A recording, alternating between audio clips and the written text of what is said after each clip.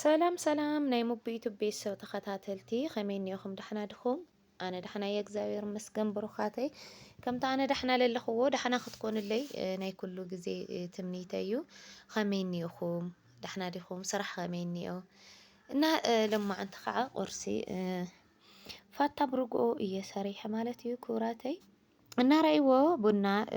ላፍልሐትለ እያ ወይዘሮ ኣስቴር ማለት እዩ ክቡራተይ። ኣስቴር መንድያ መሲላ መሲልኩም? ማርታ ተጋዳለይት ቀደም ማለት እዩ ጀግና ተጋዳለይት ንዓኣ መሲላ ጨጉራ እና ትማሊ ኣዲስ ኣበባ ከይደ ኢለኩም ነይረ ስኢለ ላቀለድኩ እየ ብሩኻተይ። ካብ ተሓጓስ ካብ ናትኩም ሕንቃቐ ስለ ልመፀ እዩ እምበይ ክኸድ ኣይኽእል ልመፀ ተመፀም ዓደ እየ ክኾን ልደሊ ብሩኻት ዘርኢ ምክንያቱ ሲ ኣብኡ ከይድ ካለሞተ ይቃሪ ኣብዚ ሞቱ ቤት እስኪ ኦፊር ክነተያ ደቂ መዳም ቀመም የኔ ማረች ማለት እዩ። መብራህቲ የለይ ገዛና ሕዚ ኳስ ዓፄ እየከፊተያና ምሳይ ቡና ስተዩ ረእይዋ ኣስቴር መንድያ መሲላ መሲልኩም ኣስቴር ተጋዳለይቲ ማርታ ጅግና መሲልኪ ማለት እዩ ኩራት ቤተሰብ ታዳንኽም ኣዲስ ኣበባ ከይድ ክደልክና ከይትብሉኒ ይቅርታ በእውነት ሓደ ግዜ ምሕሻ የድሊ ኢልየ እምበይ የኸድክኒ የኸየኸው ቡና ናቀደም በሉ ያቀኒልና ጥዑም ይዓድልክ የኔ ውድ እንጀራ ከይዕጎግ እና ክቡራት ቤተሰብ ከይትኽርዩ በእውነት ለይሎም እንኳን ከምዚ ኢለ ኣይፈልጢ ማለት እዩ ሓሸ ይፈልጢ ይቅርታ ግበርለይ እሱ ኢለ ክቐልደኩም ደልየ እምበይ ዓደይ ህዝበይ ገዲፈ የትመይ ኸዲ ምክንያቱ ውላደይ መላትኒ ኣብ ዓዲ ማለት እዩ ዓደዋይ ሓዲገም የትመይ ኸዲ መቐለ እኳ ስርሒቁኒ ኢላለት እያና ሎማዓንቲ ሰንበት እዩ ኣብ ገዛ እየ ለለኹ ደቂ ዓበይቲ ትርእይዎ ኣብ ገዛ እየ የትመይ ኸድኩ ግን ናስቴር ሓፍተ እዩ ገዛ ግን ክልተ ኮሜንት ስታይደን ኢለን ኣስቴር ኣይ ናዛ ሓፍትኸይ ናዛ ምሳ ክነበረት እዩ ገለ ኢለን ገሚተን ማለት እዩ ሴት ልጅ እኮ ብልህ ናት በቃ ጓል ኣንስተይቲ ሲ በላሕ እያ ልበሃል ሲ ብምክንያት እዩ እና ደቂ ዓበይቲ ወይ ኣብዛ ምቅርቲ ገዛ እየ እኒአኹ የትም ምኻድ ኣይኽእል ማለት እዩ እና ይቅርታ ካብ ይቅርታ ለዓቀብ የለይ ግን ኣይኮነ እንዳኣነ እዚኣ ኢለሲ ክንደይ ነገራት ክንደይ ቪድዮ ዝሰርሑም ኣለው እዮም እና ዓደየ እኒአኹ ብሩኻተይ ትማል ድሞ ቪድዮ ተባላሽኒ ብጣዕሚ እየ በሺቐ በቃ ካብ ሞባይለ እዩ ይመስለኒ እምበይ ብደንብ እየ ኢዲት ገይሮ እየ ደቂ ዓበይቲ ወይ በእውነት ኢዲት ገይረ ኣውሪደስ ኣደይዎ እየ እንደገና እንግሊዘ بعين يلوري أمبي الفولت تأمر يلي إنجليزية يا تناقر نيرا بقى ግን مستسرسر لالكون عن تستايدي إلهني ويني قلال إلهني لا حنت لتايلا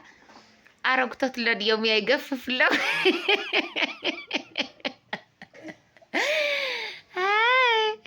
بايزوي عدمة صقاي እግዚአብሔር ይመስገን ገና ወላዓየ ባዕለይ ዓባይ ስለልልየ ክኸብር ስለልልየ እምበይ ደስ ይብለኒ ዘመሓተይ ማዕረይና ካወዳት እኳ ኣይኮነን ልፅሓፍ ዝፅሕፉ እዚ ናይ ደቂ ኣንስትዮ እዩ ግን ተንበዝሓ ፅቡቕ ስለልፅሕፋለይ ደስ ይልብለኒ ማለት እዩ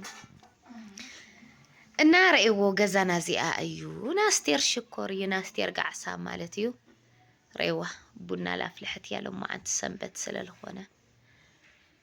ستت فوتي ده أستير فوتي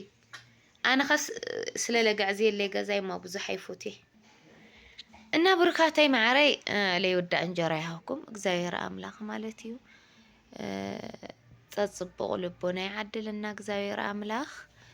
طرنت ودت طرنت لعلكم أودك تشبر حواتنا له ኣይዞኹም መዲና ዓለም ይፈልጥ ግን ኣብ ትግራይ ማለት እዩ ማርያምን ታይዲ ሰሚዕ መሲልኩም ልኾነ ሓው ቦይኒስ ምሁር እዩና ዓለማት ሲ ኣብ ትግራይ ምንም ዓይነት ጦርነት ለኸይካየድ ሲ ኣጊደን እየን ልኾነ እንትንስ ደርብየን እየን እንታይ ልበሃል እግድ ማለት ይበሃል ነይሩና እግዚአብሔር ኣምላኽ ከዓ ይተሓወሶ ማለት እዩ ኣይትጨናነቑ ደገለለኹም ኣሕዋትና ላብ እዮም ልሃድምዎ ገለለልክን ኣሕዋትና ኣለኸን ምንም የለይ እግዚአብሔር ኣምላኽ ሰላም ይጎሮ ካብ ትግራዋይ ኮይንካ ብና ትግራዋይ ደም ልድሰት ብና ትግራዋይ ሞት ልድሰት ትግራዋይ ይሰውረና እግዚአብሔርን ولا عصرت أفعل على يهلينا ما نم يخون ما نم كموتي يولي مخنياتو እግዚአብሔር ልፈጠራ ህይወት እግዚአብሔር ጥራሕ ይወስዳል ግባእ ከምኡ ኢልና ርእስና ነእምንና እቶም ኣፈላላይ ለለዎም ዕሸላት ኣሕዋትና ትማሊ ተኳሽሖም ትማሊ ተጋዲሎም ዓድና ሰላም ልገበርዋ ወለድና ልክተርፉ ልገበርዎ ዋላና ሓሳብ ፍልሊ ዋላና ምንም ፍልሊ ያልዮም ግን ደሞ መሊእና ክንረግሙ ወይ ንኽእል መሊእና ከዓ ብና ትግራዋይ ሓዘን ክንድሰት የብልና እየ ልብልና እግዚአብሔር ኣምላኽ ልወጣትና ክብል ይተዓረቐና ብእውነት ብጣዕሚ ወለድና በቃ ብጣዕሚ ተጨናኒቐን ዋላ ኣነ ሕዚ ብጣዕሚ እየ ልጨናነቕ ጦርነት ተተውሂሉ ዋይ እዞም ደቅነይ ከይወስድለይ በቃ ታይና ንገብሮ ገለ ኢኻ ትብልና የትም ቦታ አዲስ አበባ ኸድካ መትሓዚዩ ኣብ ትግራይ መጻኻ ከዓ መትሓዚና እግዚአብሔር አምላኽ ለወጣት ልኾን ጊዜ የምጸልና እግዚአብሔር አምላኽ ልደቅና ልኾን ጊዜ የምጸልና ዘምሕዋተይ ማዕረይ ኣቱም ሕማቕ ትምነዩ ተጋሩ ኮይንኩም ለተጋሩ ሕማቕ ትምነዩ ከዓ ልቦና ይሃውኩም እግዚአብሔር አምላኽ ዓድና ሰላም ይገበረልና በእውነት ዓድናስ ሰላም ይገበረልና ካብ ሰላም ልዓቐበ የለይ እና ብሩኻት ዘርኢ ቡና ቀሊና መውቀጥ ሲኢና ቀሊናስ መውቀጥ ሲኢና ብሩኻት ዘርእና እግዚአብሔር አምላኽ እውነት ልዞም ዕሸላት ኣሕዋትና ልዞም ዕሸላት ደቅና ክብል ይተዓረቐና እምበይ ወረታት እኒኦ ኣብ ወጣትነት እኒኦ ኣፈላላይ ብጣዕሚ እዩ ከቢድ ብጣዕሚ ማለት እዩ ደስ ለይብል ኣፈላላይ እኒኦ ግን እግዚአብሔር አምላኽ ከምትለኩም ንኹሉ ዕሸላት ልብል ጊዜ የምጸልና ካብኡ ኣብ ደገ ለለኹም ኣሕዋተይ በተለይ ዓዲ ዓረብ ኣብ ስደት ዝተፈላለዩ ዓድታት ኮይንኩም ስለ ህዝብኩም ስለ ወለድኩም ስለ ዓድኩም ትጭነቑ እግዚአብሔር አምላኽ ብዓይኒ ምሕረቱ ይጠምተና ምንም ሓይሊ የብልና ንሕና ደቂ ሰባት ማለት እዩ ለይሮእናዮ ሰላም ይፍጠረልና እምበይ ዓድና ብጣዕሚ እዩ በቃ ኣስጋኢ ኩነታት እዩ ለሎ ሕዚ ብጣዕሚ ማለት እዩ ሓደ ሰብ ብንሓደ ሰብ ዝሓዝነሉ ንነበረ ሕዚ ሓደ ትግራዋይ ሞይቱ ሓደ ትግራዋይ ልጭፍረሉ ሰዓት እዩ እኒአና እንድዒ እግዚአብሔርን ያው ዓድና ንሙት ዓድና ይሕሽ እዩ እምበይ ብጣዕሚ እዩ ሕማቕ ኩነታት እኒአ ብጣዕሚ ማለት እዩ በቃ እንድዒ ቀደም ጓል ወሊደ ንምንታይ ጓል ወሊደ ትዕውለኒ ይበሃል ነይሩ ሎሚ ደሞ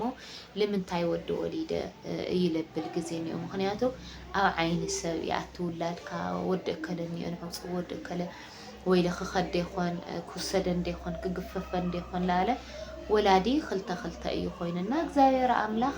ልቶም ሕያወት ምንም ዝሙት ኣይፈልጡ ስርቀ ይፈልጡ ሓሸተ ይፈልጡ ሕስድና ለይፈልጡ መሬቶም ኮስኪሶም ኣጣለ ወጊኦም መፍርዮም ልወልዑ ወለድና ለኣቶም ኢሉ ይተዓረቐና ካብኡ ደሞ ልዕሸላት ኢሉ በእውነት ልደቀቕቲ ህፃውንቲ ኢሉ ይተዓረቐና እምበይ ኣብዚ ሎምኡነ እኒኦ ኩነታት ለዋዕለስ ብጣዕሚ እዩ ለስግእ ብጣዕሚ ዋላ ኻ ዓዲ ወፂኻ ለኮይ ሰላም ለይብሉ ትወጣት ምግፋፍ ጀሚርዎም ምትሓት ጀሚርዎም ይበሃል ዋላ በቲ ዘረባሲ ክንደይ ወለዲ እዮም ልሽበሩ በቃ እኒኦ ክንዶ ሃለዋት ክንየ ክንዶ ታየ ተትሒስ ክንዶ ለኣና ለዋዕለሲ ይሻቐሉ ወለድና እና ኣቱም ብማሕበራዊ ሚድያ ላፅሓፍኩም ህዝብ ክሽበር ወለዲ ክነብዓ ወለዲ እውነት እግዚአብሔርን ብጣዕሚ እየ ልሕዝነካ በተለይ ኣብ ገጠራት ለሎ ምህልላታት ተትርእዩ ኣብ ስደት ለለኹም ኣሕዋተይ ከዓ እግዚአብሔር አምላኽ መጨረሻኩም ኣፀቢቑ ሕማቕ ይፀብቕ ጦርነት ይኹን ባርነት ይኹን ፀገም ይኹን ዓድኻ ይፅብቕ እሞ እግዚአብሔር አምላኽ ላፍቲ ትፈትይዎ ዓድኹም ላፍቲ ትፈትይዎ ፍትሓት ነብሲ ለለዎ የውቅዕኹም የለኩም እግዚአብሔር አምላኽ ስደትኩም ሕፂር ከዓ لمريت عدكم يوقعكم سولدكم كامل حمي مراخي يغانيكم طعمي الفوتيكم طعمي لخوركم سدتكم يحصر لكم تصبقوا يسمعكم يلولنا حما نناغر لسان دمو صبق خم نناغر يقرنا እግዚአብሔር አምላክ خم ኃጢአትና ለሆነስ በመሕረቱ ይዘከረና حلونا يلولنا شير سبسكرايب لايك لاغوركم حفتكم اتواوعني ناي صباح خا مدينه عالم يلفلط سلام እግዚአብሔር ለሁሉ ፍጡር ወድ ሰብ ጣዕሚ ልፎትየኩም ባይ